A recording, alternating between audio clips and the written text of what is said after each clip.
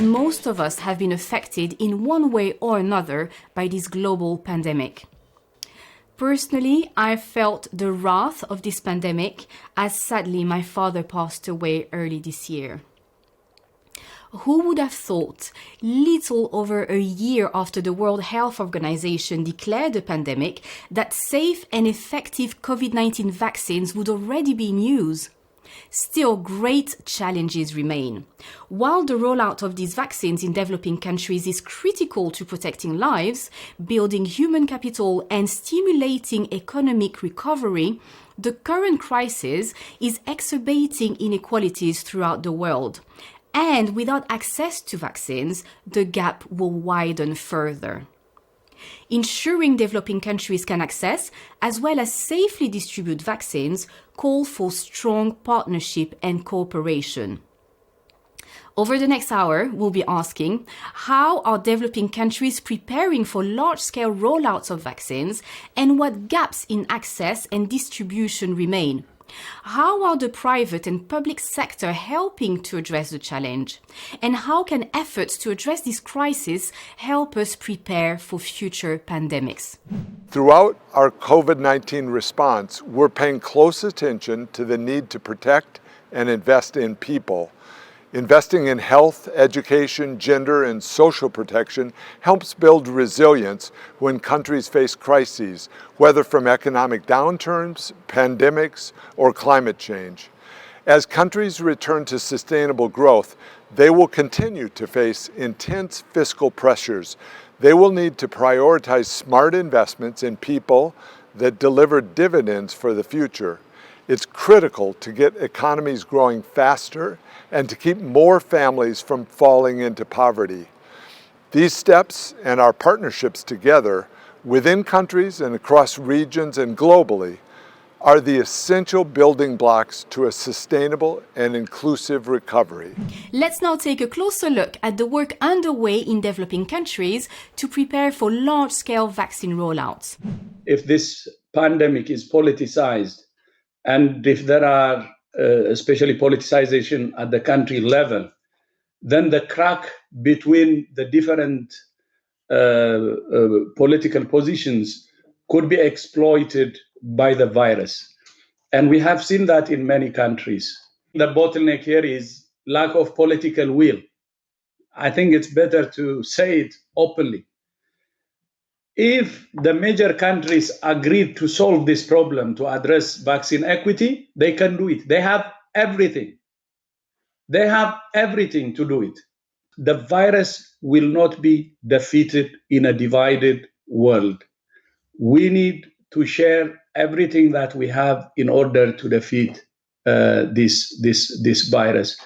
And the sharing or supporting each other is not charity for me. It is actually in the best interest of each and every nation. Women are often the primary caregivers, both as healthcare workers, but also at home. And as a result, they are really torn in every direction. And what happens is that women, their participation in work, in paid work, is reducing around the world. It's in decline. It's having an enormous impact on women and children. And we cannot trade one crisis, the pandemic, for another crisis in which we lose the women and the girls and the children in our world. Ultimately, we need systematic health system strengthening. This is hard work. The cameras won't be there, but I think it is the absolute necessary part that we have to do. Our concern is that we have to build back better, stronger, learning, and we need to keep the solidarity, not only in the health area, but across the development spectrum, and that only this crisis has shown only together we will survive, only together we will strive, and only together we will prosper. I am sure that vaccination for all can happen if we put aside borders and politics and focus on our shared humanity. We need to make sure that everyone, disregarding who they are and where they live, have access to vaccines, not only for COVID-19, but also for other preventable diseases that every year cause so many deaths and so much disability. We also need to make sure that healthcare workers and vaccinators can carry out their jobs without being attacked. And we need to remember finally that there are millions of people facing humanitarian crisis today, and their needs also need to be met. My hope, my wish for 2021 is that we collectively demonstrate that we can deliver, both in the humanitarian space and in the vaccine space. Thank you.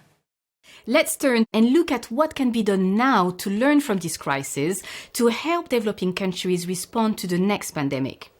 Are there lessons that could strengthen resilience and help countries better prepare for future shocks?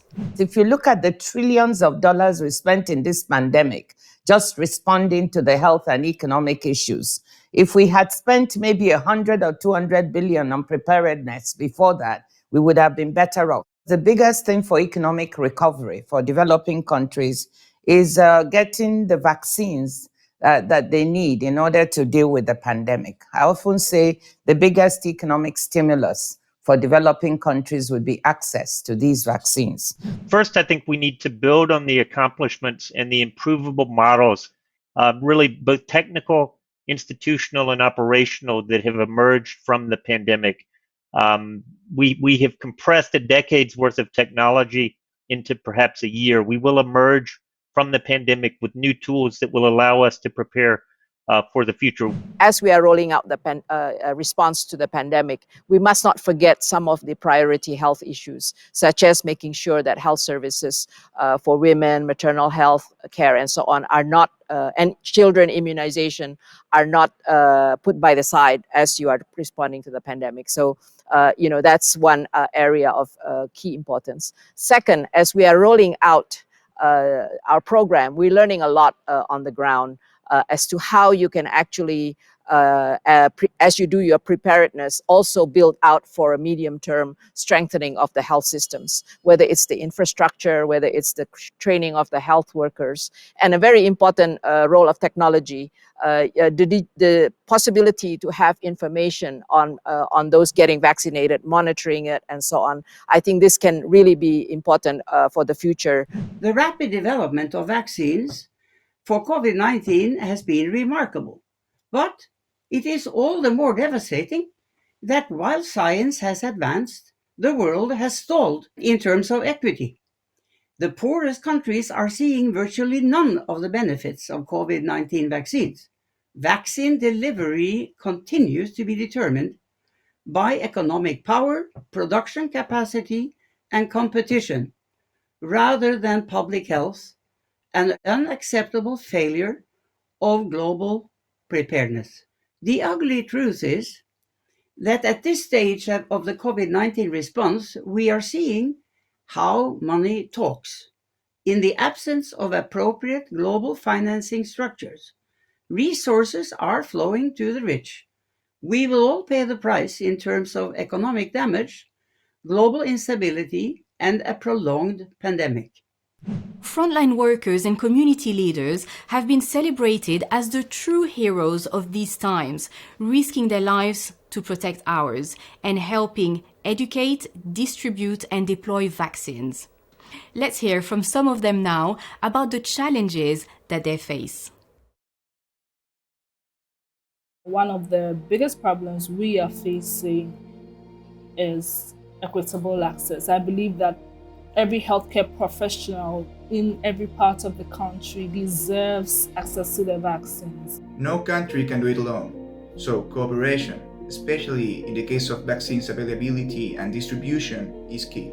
На мой взгляд, на сегодняшний день в социальных сетях и очень много разной информации, по большей части недостоверной информации про вакцинацию. By vaccinating against COVID-19, we will be making an effort together to fight the fear we have been living with in the past year.